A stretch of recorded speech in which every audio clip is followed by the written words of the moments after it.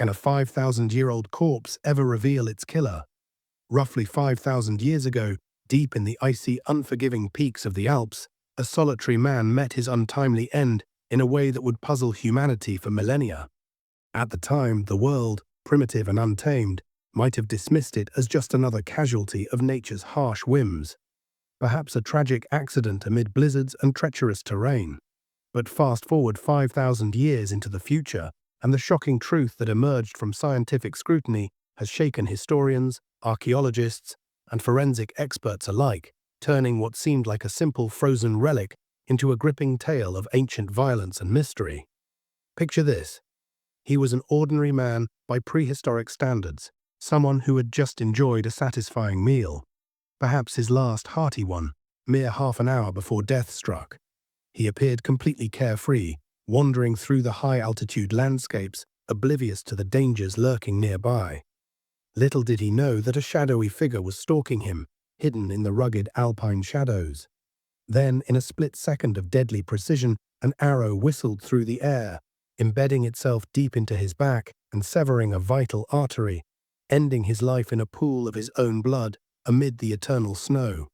Many experts and enthusiasts now believe this could very well be the world's oldest documented murder mystery, a case that bridges the gap between ancient history and modern detective work. It's a story that raises profound questions about human nature, violence in prehistoric societies, and the limits of forensic science. So let's dive deep into this enigma and uncover the layers. Who really killed the Iceman? What drove such an act in a time when survival was the primary concern? And how has modern technology peeled back the veil on a crime frozen in time? The story truly begins on a crisp autumn day, September 19th, 1991, when two adventurous German tourists, Helmut and Erika Simon, were out hiking in the remote and breathtaking Ötztal Alps. They were traversing a rugged area known as Hauslabjoch, right on the precarious border between Italy and Austria, specifically along the Tisenjoch Pass near the majestic Similaun Glacier. This spot sits at a staggering elevation of about 3,210 meters. Where the air is thin, the winds bite, and the landscape is dominated by vast expanses of ice and rock. As they navigated the challenging terrain, something unusual caught their eye, a strange, anomalous object protruding from the melting ice in a shallow gully. Curiosity drew them closer, and what they discovered was nothing short of eerie. The upper torso of a human corpse, emerging as if awakening from a long, frozen slumber due to the gradual thaw of the glacier. At first glance, the couple assumed it was the unfortunate remains of a fellow mountaineer, much like themselves, someone who had ventured into these perilous heights for exploration or adventure, only to fall victim to a sudden blizzard or avalanche. The body looked remarkably preserved, thanks to natural mummification processes facilitated by the sub-zero temperatures and dry, oxygen-deprived environment. With ice encasing everything around, there was absolutely no opportunity for the usual decay or decomposition that plagues bodies in warmer climates. Shaken but composed, the Simons descended from the heights and promptly reported their find to the local mountain police and the dedicated mountain rescue team. They explained in detail, "We were just trekking up there, and we spotted a dead body partially exposed in the ice." The authorities wasted no time. As soon as the report came in, a police team, bolstered by the expertise of the mountain rescue squad, mobilized and headed to the site the very next day. The two hikers, Helmut and Erika, accompanied them to provide precise guidance based on their first-hand account. Upon reaching the location, the team confirmed the hiker's description. Indeed, there was a corpse, with the majority of its body still entombed beneath layers of compacted ice. But the face and portions of the upper body were visibly protruding, astonishingly intact and lifelike despite the apparent age. The group immediately decided to attempt extraction, recognizing the potential significance of the find, but the process proved far more challenging than anticipated. The ice was rock-hard, frozen solid over centuries, and attempting to chip away at it without proper tools risked further damage or even total failure. Realizing the limitations, they made the prudent decision to retreat and return the following day with full equipment and reinforcements. True to their plan, on September 21st, the team, now expanded to 8 members and equipped with specialized tools, arrived ready for action. They began the meticulous process of cutting through the ice, using picks, chisels, and other implements designed for such glacial recoveries. However, their overriding concern was to avoid inflicting any unnecessary harm on the body, which could compromise future examinations. This caution meant progress was slow, and despite their best efforts, they achieved only limited success that day, managing to expose more of the corpse but not fully extracting it. Undeterred, they persisted and returned yet again the next day, intensifying their operations with renewed vigor. Finally, after hours of painstaking labor, they succeeded in liberating the entire human remains from its icy prison. Unfortunately, the extraction wasn't flawless. In the process, the body's right hip and thigh sustained fractures, the left leg was damaged, and the pelvic region, the pelvis, was compromised, issues that would later complicate forensic analyses and reconstructions. At this stage, the prevailing assumption among the rescuers and officials was that this was the body of a contemporary climber, a tragic victim of the mountain's dangers, perhaps lost in a storm years or even decades ago. The clothing and gear seemed rudimentary but functional for survival in such extremes. A cap fashioned from bear fur for warmth, a coat pieced together from scraps of goat and sheep hides, sewn in a patchwork style to provide insulation, leg wrappings that served as primitive socks made from deerskin, sturdy shoes constructed from deer hide and bear leather, ingeniously stuffed with grass for added waterproofing and cushioning, and a cloak woven from grass, likely used as a rudimentary rain shield. But the discoveries didn't stop there. Scattered around the body were an array of intriguing artifacts that hinted at a life far removed from modern times. A finely crafted copper axe, a sharp flint knife made from chert stone, a long bow measuring nearly 6 feet in length, a quiver containing approximately 14 arrows, a leather backpack for carrying essentials, 2 containers fashioned from birch bark, one holding charcoal for starting fires, the other encasing food wrapped in maple leaves, a net designed for trapping small animals, a stone drill for boring holes, a bone needle for sewing or repairs, and various other miscellaneous items. In all, about 27 artifacts were recovered from the site, each one adding to the puzzle. Among these finds, the pure copper axe stood out as particularly anomalous and captivating. The hikers, police officers, and initial responders were utterly baffled by it, as such a tool seemed anachronistic, something from a bygone era they had only read about in history books. Despite the intrigue, the body was carefully transported to a morgue for safekeeping, and it was christened Ötzi, a nod to the Ötztal Alps where this remarkable discovery had unfolded. By September 23, forensic specialist Rainer Henn took charge of monitoring the mummy, ensuring its preservation during the initial phases. Soon after, Ötzi was relocated to the University of Innsbruck, a hub for archaeological and scientific research, where a team led by archaeologist Konrad Spindler began in-depth examinations. Drawing from the axe's distinctive design and typology, Spindler initially estimated the find to be around 4,000 years old. However, the definitive breakthrough came through radiocarbon dating, a technique that analyzes carbon isotopes to determine age. The results were astounding. Ötzi hailed from 3,300 to 3,100 BCE, making him approximately 5,300 years old and establishing him as Europe's oldest naturally mummified human remains. This revelation opened the floodgates for further investigations into the accompanying artifacts and the body itself, yielding a treasure trove of insights into prehistoric life. For instance, Ötzi's skin revealed 61 tattoos, organized into 19 distinct clusters, primarily composed of simple lines and crosses, possibly therapeutic markings for ailments like arthritis, or perhaps ritualistic symbols from his culture. At the moment of death, he was estimated to be 45 to 46 years old, a respectable age for the Copper Age era.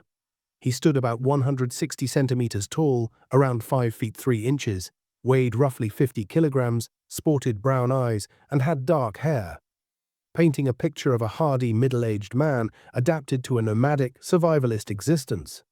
Advanced studies of his stomach contents disclosed his final meal: meat from ibex, a type of mountain goat, deer venison and bread made from einkorn wheat, an ancient grain. The analysis suggested he had consumed this food between 30 minutes and 2 hours prior to his demise. Moreover, pollen grains embedded in the meal indicated that his death likely occurred in the spring season when certain plants were in bloom. The pure copper axe, a technological marvel for its time, suggested Ötzi held a position of status. Perhaps as a tribal leader, skilled craftsman, or even a trader in valuable metals. In the interim, during 1992, attention shifted to thorough site cleanup and resolving the legal ambiguities surrounding ownership, given the border-straddling location. In July and August of that year, a team of archaeologists undertook the first comprehensive excavation, employing steam blowers to melt away ice and snow without causing undue disturbance. This effort unearthed additional fragments, such as pieces of the bow and over 400 artifacts in total, providing a fuller context of Ötzi's final moments and possessions. For several years, up until 1997, the dominant hypothesis among researchers was that Ötzi had perished from natural causes, exhaustion compounded by hypothermia or entrapment in a sudden brutal storm where he failed to locate shelter like a cave or overhang. Supporting evidence included his unfinished and broken bow, as well as the disorganized scatter of his belongings, which evoked the image of a man in desperate haste, perhaps fleeing or disoriented. However, nagging inconsistencies began to surface, hinting at a darker narrative. Deep lacerations on his right hand, suggestive of defensive wounds, bruises and contusions on his chest and back, possibly from blows, and a significant gash at the back of his skull, which could indicate blunt force trauma. These anomalies refused to align neatly with a mere accident. Then, in 1998, Ötzi was officially transferred to Italy, where he was installed in a state-of-the-art custom vitrine at the South Tyrol Museum of Archaeology in Bolzano. This enclosure meticulously maintains a temperature of -6 degrees Celsius and 98% humidity to mimic glacial conditions and prevent decay. The relocation was justified by precise border surveys, confirming the discovery site was 92 meters within Italian territory, settling the jurisdictional debate between Italy and Austria. Yet the scientific quest pressed on undiminished. The pivotal turning point arrived in July 2001 during routine examinations at Bolzano Hospital by radiologist Paul Gostner from Innsbruck University and his colleague Eduard Egarte Wiegel. They were primarily scanning for signs of fractures or arthritis, common in ancient remains, but what they uncovered revolutionized the entire case. Advanced X-rays and CT scans disclosed a dense, triangular anomaly lodged near the left shoulder blade, scapula. Crafted from flint, chertstone, this object was embedded approximately 2.5 centimeters deep into the tissue, positioned exactly where the subclavian artery courses through the body, an unmistakable arrowhead. Gostner swiftly reported the high likelihood of homicide, and the revelation ignited global interest, spreading like wildfire through media and academic circles. Was the Iceman murdered? Suddenly, Ötzi transformed from a presumed victim of nature into the tragic casualty of deliberate human malice. The long delay in detecting this, despite the body being in custody for a decade, stemmed from multiple factors. CT scanning technology in 1991 was rudimentary compared to later advancements. The mummy required gradual thawing to minimize damage. Investigators were entrenched in the bias of a natural death scenario, and the very notion of murder in prehistoric times seemed anachronistic, as societal structures were thought too primitive for such calculated acts. The 2001 scans unequivocally confirmed that the arrow had ruptured the artery, leading to rapid blood loss and death. Additionally, the hand cuts were interpreted as defensive injuries from a prior altercation, where Ötzi likely fought off attackers, perhaps prevailing temporarily before succumbing. Yet the entry wound in his back screamed ambush, a cold-blooded killing from behind. Building on this, in 2003, forensic breakthroughs revealed blood traces from 4 distinct individuals on Ötzi's possessions, including his arrows, knife, and coat. This groundbreaking analysis was conducted by Australian molecular archaeologist Tom Loy and his team at the University of Queensland, utilizing cutting-edge DNA sequencing and blood residue techniques. The evidence painted a vivid picture. Ötzi had been embroiled in a violent confrontation shortly before his death, possibly clashing with multiple adversaries in a fierce skirmish. Then, the following day, after pausing to eat and perhaps believing the danger had passed, he was stalked and ambushed from behind, the fatal arrow striking true and tearing through his vital artery. With the homicide theory solidified, the case took a modern investigative turn in 2014, when Alexander Horn, a seasoned detective chief inspector from the Munich police, was commissioned by South Tyrol Museum of Archaeology director Angelika Fleckinger to apply contemporary criminological methods to this ancient puzzle. Horn dove into the investigation that year, meticulously piecing together clues over the next 3 years until 2017.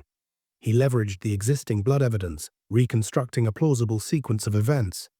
Ötzi incurred defensive wounds on his hands a day prior, likely from a hand-to-hand brawl, and was subsequently waylaid in a calculated attack. Intriguingly, blood from 2 people on 1 arrow suggested Ötzi had repurposed a projectile from the earlier fight. The killing shot, Horn estimated, was fired from roughly 30 meters away, indicating a skilled archer with intent. In Horn's expert opinion, the motive likely rooted in personal enmity or rivalry. Not mere robbery, he offered compelling reasoning. Ötzi's prized copper axe, an invaluable artifact in the Copper Age, remained untouched alongside his other belongings. A thief would have seized such treasures, but the killer left them behind, implying the act was driven purely by the desire to eliminate, not to gain. Alternatives like hatred, jealousy, or intertribal conflict were plausible, but Horn acknowledged the insurmountable barrier. Pinpointing the exact motive after 5,300 years is impossible. Whom could one interrogate from that distant epoch? Despite his thorough work, Horn expressed dissatisfaction, knowing the perpetrator would forever evade capture, a cold case in the truest sense. Radiocarbon dating and other analyses had already illuminated much about Ötzi's life and era, from his diet and migrations to his health issues like arthritis and parasites. But the murder's underlying why, the elusive motive, remains shrouded. As Detective Horn candidly stated, neither he nor any expert worldwide can definitively answer that. Yes, murder is confirmed through exhaustive probes, but delving into a 5,300-year-old homicide, assembling multidisciplinary teams, and yielding these revelations is inherently mind-boggling. Contrast this with modern unsolved cases that gather dust after a mere decade. Police cite missing leads, vanished evidence, or faded memories. If truths can be coaxed from a millennia-old frozen corpse, why, in our advanced age of science, technology, and forensics, where every fiber of clothing, tooth enamel, hair strand, bodily tissue, and blood drop can yield secrets, do so many contemporary mysteries linger unresolved? Ötzi's saga stands as a stark mirror to law enforcement everywhere. If a murder mystery spanning over 5,000 years can be partially unraveled through persistence and innovation, surely we possess the tools to crack today's crimes. This ancient tale not only revives the past, but challenges the present, urging us to push the boundaries of justice. I hope this expanded exploration of the story has captivated you, shedding light on the intricacies and implications. If I've erred anywhere or omitted details, kindly share your thoughts in the comment box.